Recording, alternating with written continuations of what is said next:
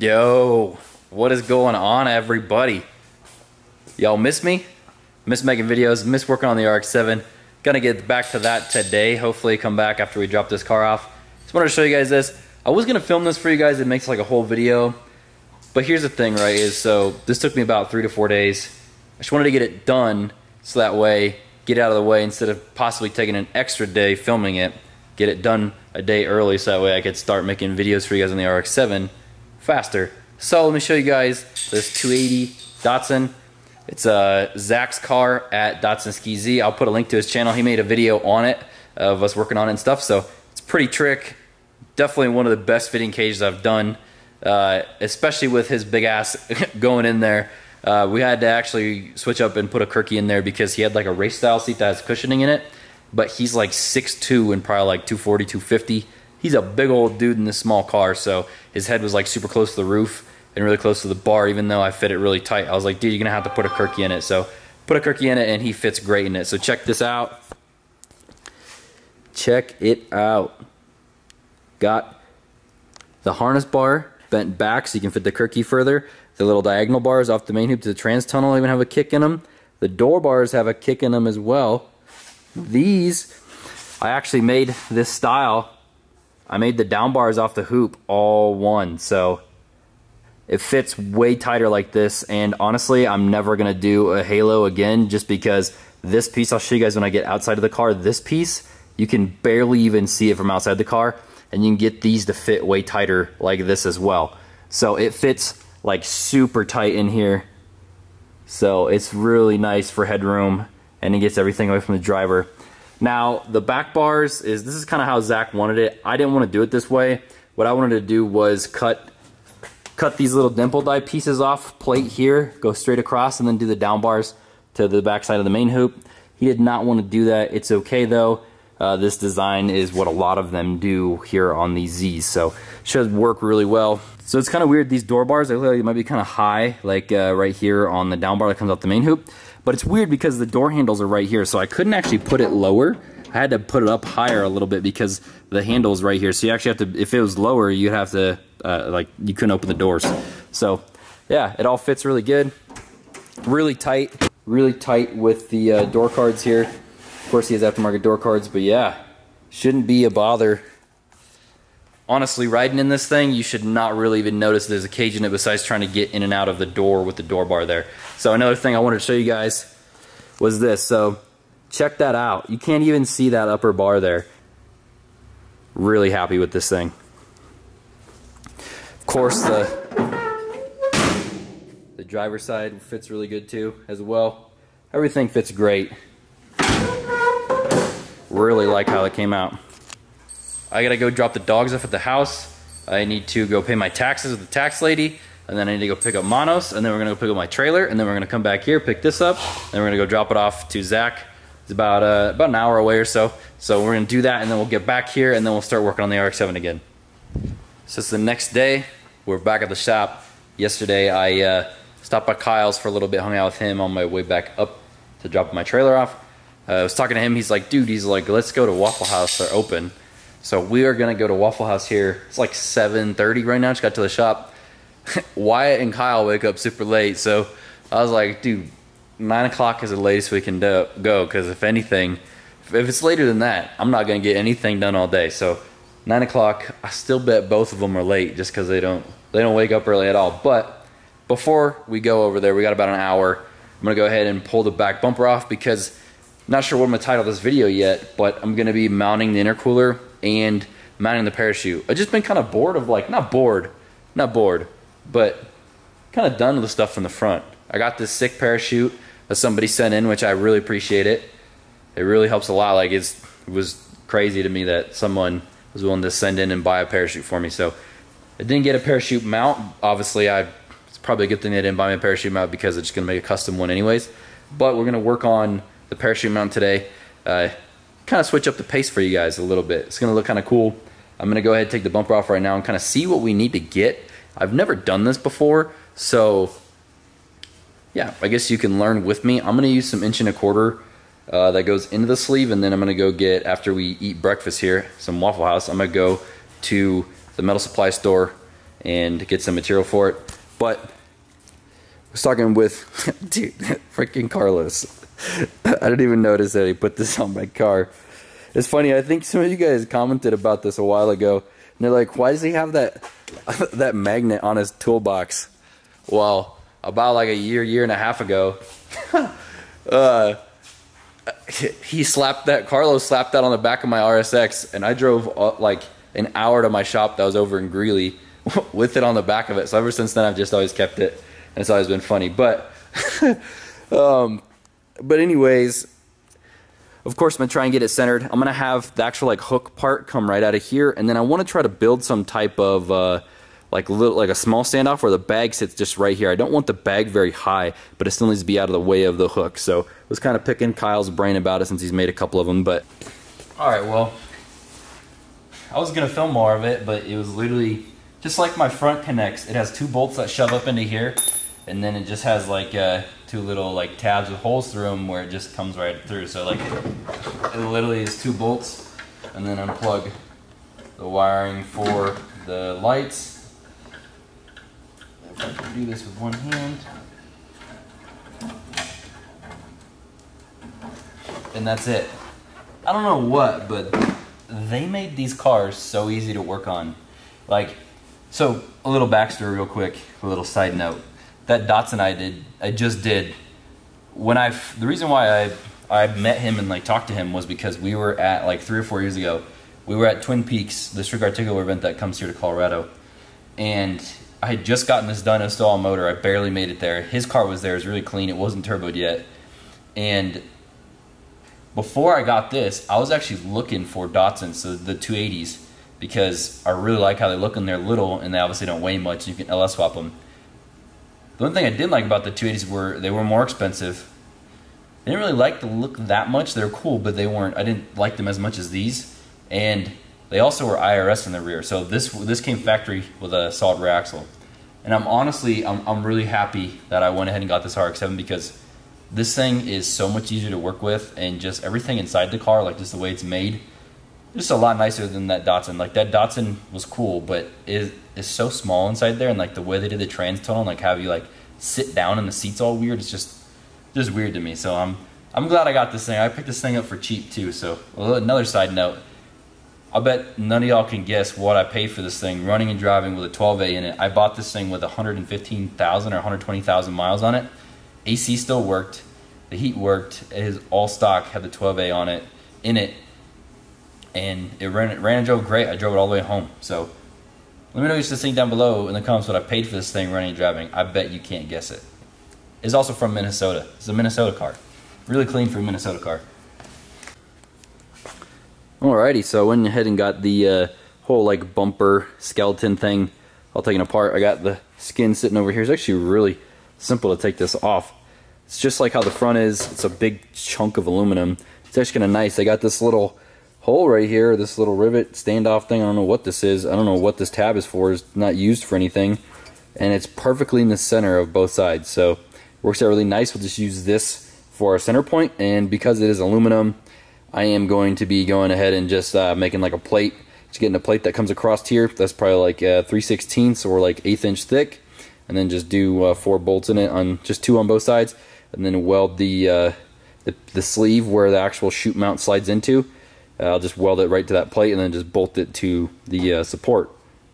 Just wanted to go ahead and figure out what I needed for material while I'm down there, so that way I don't get here and be like, shoot, I don't got what I need. So I'm gonna move on from that. I got what I need to figure out. I actually need to take the parachute out. Never done this before. Like, I'm a parachute noob, so I don't really understand like exactly how they work yet. So I need to. It's all like for shipping, they put it in the bag. So I'm gonna pull the pin out, I think, and see if it just like flies out. I don't know. We'll see. We'll film it. See what the hell happens. But I need to take the parachute. I need to take the parachute out of the bag so I can look at the back plate, because I need to figure out how big of a plate I need, because I also need to make my own mounting plate for the backside of it to where it bolts together. So do that right now. I don't even know if I've exactly even showed you guys what whoever got me this. Thank you. I really appreciate it. Got me a really nice RJS chute. So got this cool remove before flight tag. So if you ever see me at the track without this thing gone, make sure you let me know. I don't really know how this thing works, so I guess we'll just like kind of stand back maybe. I don't know what that means, like pull pin remove before flight. Oh, I think it's the string, right? How work? Oh, do they mean what? Don't know what they mean. Do they mean this thing? Set that out to the side. We don't need that. So this thing is tied in there like this, but it's tied in the damn knot. This thing is spring loaded, of course, so I feel like when I pull this pin, it's probably going to open up. And I'm kind of scared. No? Okay. Because obviously like the chute linkage obviously replaces this, so that's probably what they mean, I imagine. Why no launch? Ah! Shit, bruh. Oh, low key just probably sounded like a big old bitch when it popped open.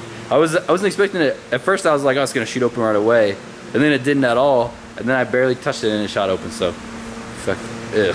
All right, let's unpack this thing really quick. All right, so this is way simpler than what I thought this was gonna be. I've never got a parachute before, like I said. So, if you're watching this and you're like, dude, you're such a noob.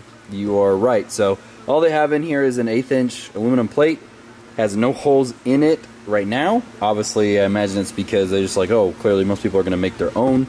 So, really simple. I can just drill my own holes through it and then just bolt everything through it. I actually happen to have this 6x6 1/8 inch plate. This is the stuff we use to weld to the floors for the cages, and then the actual cage attaches to it. So should work good. Just drill 4 holes in it in the corners, and then just drill it through. Use this as like a template. So that's really nice. Got that material. Here in just about 30 minutes, I'm gonna be heading to Waffle House and go hang out with the boys, and then we'll go to the material place, and then we'll resume working on the RX-7 when we get back. Yo. What? You up? Yeah. You actually like up, ready to go? Up? Like gonna be there at 9, or you gonna be late? Dude, just got out of the shower up. Just got out of the shower. Alright. Yeah. I'm just making sure. You told me to call you at 8:30. Yeah, I'm up. I'll see you there at 9. Alright, sounds good. Bye, Felicia. I'll bitch ass. Bet you ain't up. No, dude, he just, actually, it's funny. Kyle just texted me. He's like, dude, I bet he just woke up in a panic, and he just texted me. He goes, we still good for 9? And I'm like, yeah, bro, it's the plan. It's like because he doesn't want to get up. Right. But alright, sounds good, bro. I'll see you a little bit. Huh, well, I guess the boys are up. We'll see who's late. What up, bro? Freaking, of course, why it's not here still. Yeah, that was a good time. I fell asleep or what? I know, dude. My phone, I was like, I can leave at 8:50. And I almost fell asleep, man. I like always late, man. Dude, late to my own death, brother. Said I'm ready. You ain't ready, man. I was up. I yeah, you were all. Oh, double bug. And then we talked for fucking 10 minutes. Mom, we gotta go. Hey, we gotta get some Waffle House. Yeah. I was like, I got a breakfast date. I was like, Oh, she was all excited? Yeah. Like you're going out of town with the girl. It's like, Mom, I gotta go. You fucking stupid, bro. He should be running for president right now. Yeah, dang, boy. Get that goddamn camera on my face. Shut your mouth. Wyatt with his 3 waffles over here. Sick, baby. Stupid, bro. Kyle's still barely awake, but he's here. I made it. And we're back at the shop. I just ran up to Fort Collins to get some material. I hope you guys can hear me. I got the fans going in the background of the swamp cooler. It's friggin' hot today. So sorry if you can hear the wind noise behind me, but it's just gonna be what it is. So I did make some progress on this stuff. So I got these tabs. Used to be, I had ordered a set of motor mounts for my car but I ended up doing the motor plate, so I ended up having these tabs left over. So I'm gonna go ahead and cut these tabs here for the actual like hook part that goes on the back side of it, that the bag actually, or the chute actually hooks to. This is the plate that goes in the chute. I got the holes drilled. I got it like all centered, so it's really centered on there. I got the holes drilled for this plate, so that way it sits on there nice. I got the centered marked, so that way when I weld my tube on there, it sits in there nice. I also went ahead and got, so this is some 1.25" mild steel. It's like, I don't know what wall it is, but it's like a little bit over a 1/16. So I don't know what that would be. I'm sure some of you guys know. And this is some 1.5" 120 wall DOM. The 1.25" slides in this really tight. You have to clean like all the burrs off and make sure everything's really clean, and then it still kind of gets stuck. But it works really well.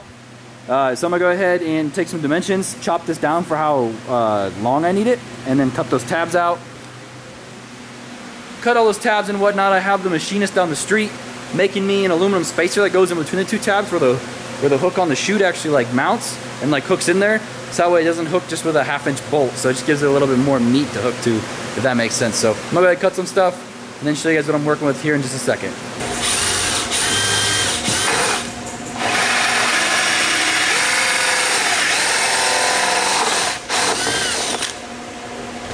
Decent. I'm skipping steps here on you guys. I'm sorry. I'm getting ahead of myself. I just want to see what the RX-7 is going to look like with a chute on it. So let me show you guys the progress I've made on the chute mount. So I actually did get this plate. I went and got these bolts as well. I got this cleaned off so I can weld my piece of tube into the middle of this.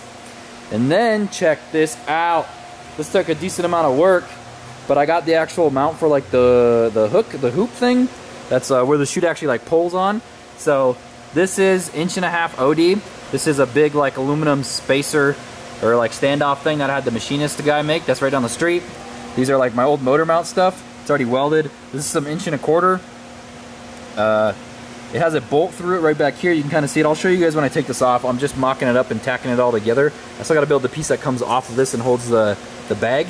But there's a 3/8 bolt that goes through it. I don't really know. I've talked to this dude that builds like the little dragsters, and he has some dragsters that they mount with a 3/8 bolt, and they go like 200 mile an hour, and they have dual chutes with a 3/8 bolt. So he was telling me the 3/8 bolt is fine. He doesn't know the wall thickness for that tube, but I imagine like it has quite a bit before like it actually it'd have to like pull the whole tube out and like shear the tube, which I don't think it would ever do that. Like even like a little under 083 wall thickness, that's still pretty thick. So I don't know. If you guys have experience with it, let me know. I know some people build them out of like 1 5/8. That's 083 wall, so I don't know. I figured it'd be all right. Worst case that happens, right? I go to pull the chute and just rips it right out. And then my chute mount's just hanging and my chute just chills on the track. So I'm gonna go ahead and build the bag mount really quick and then show you guys what it looks like all tacked up before I take it off, and then weld it all and then paint it all. Quick little tip for anybody who struggles to find the center on stuff. So this plate is 6 inches wide. It's also 6 inches tall. So, and my OD on my tubing is 1.25". So basically I take 6 minus 1.25", and then I divide that number by 2, which just gave me 2 3/8.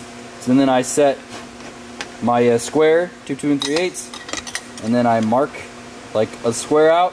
So then I kind of know like where I'm at on the lines as top and bottom and side to side. I know if I'm kind of centered. So go ahead and tack this old girl up on this little thing right here, and she should be good to go. So went ahead and got the chute mount all welded and painted, and I got it on there. I'll show you guys that here in a second. But like I'm trying to fold this, we're trying to fold this parachute, and Jupiter keeps laying on it. Is that your new bed or what? Is that your new bed, Jupe? Get her loose. Get her. Get her. Get her. Get her. She was attacking me earlier when I was trying to fold it. It's kind of funny. All right, dude, I'm gonna take off. Sounds good, dude. Thanks for helping me. It's a neighbor dude, helped me machine stuff and whatnot, so thank you. He helped me pack the chute today too, so I want to show you guys what the chute looks like. I definitely need to add like some type of brace to it because like this type of movement like definitely wants to flex the aluminum. But we got it packed first try, or I guess not first try. First try we actually like folded the flaps in wrong so you couldn't see the RJS part, but we fixed it really simple. It makes sense once you do it once, but it's kind of complicated at first. Super simple. I had them make me that big sleeve right here. So that way this thing pulls in there nice and like has something nice to grab onto instead of just like threads. So it was really simple, you know. I mean, it's just a plate, piece of tube, some more tubing. So everything is right. When you break it down, it's simple. Like you put it all together and do it, it's complex. So it's pretty funny. What do you guys think? Think it looks like a race car? Like the I Heart Soccer? I think what I'm gonna do is like right underneath here off the back of the bumper, I'm gonna make like a mount off of my existing bolt holes that are back here and put something that goes like the metal back here so it doesn't flex it as much here. Just add like another brace to it. So that way like when it goes to, I'm not worried about this because it doesn't have like any movement on it up and down. It's just pulling it straight back. So I just don't want it to like, first time I hit the chute, pull it out and just like put like a big bend right here in this bumper support. So, and you might be thinking, dude, why don't you just make like a chromoly support for it? I could, I don't want to just because like trying to fit the bumper back on it would be annoying. So, but I definitely could. It's definitely a possibility I could see about doing. It's just, it'd be nice if I could get this to work because then I'm gonna have to worry about trying to line up the bumper. So that is all I got for you guys today though. So I was gonna try and mount the intercooler today, but of course, like between running around and doing everything with Wyatt and Kyle this morning, I didn't have time. So tomorrow, for tomorrow's video, we're gonna be making this support that goes across the tube front, welding that up, and then mounting the intercooler in its forever home. We also got to address this issue here with the steering column, how it goes through the firewall. So we'll do that tomorrow. I hope you guys enjoyed this video. It's been nice to make videos for you guys again instead of doing customer work. So hope you guys enjoyed the Datsun too. Let me know what you thought about that. That's all I got for you guys. I'm gonna go home, go to bed, hit it hard tomorrow for you guys. And other than that, see you in the next video. Like, comment, subscribe. See ya.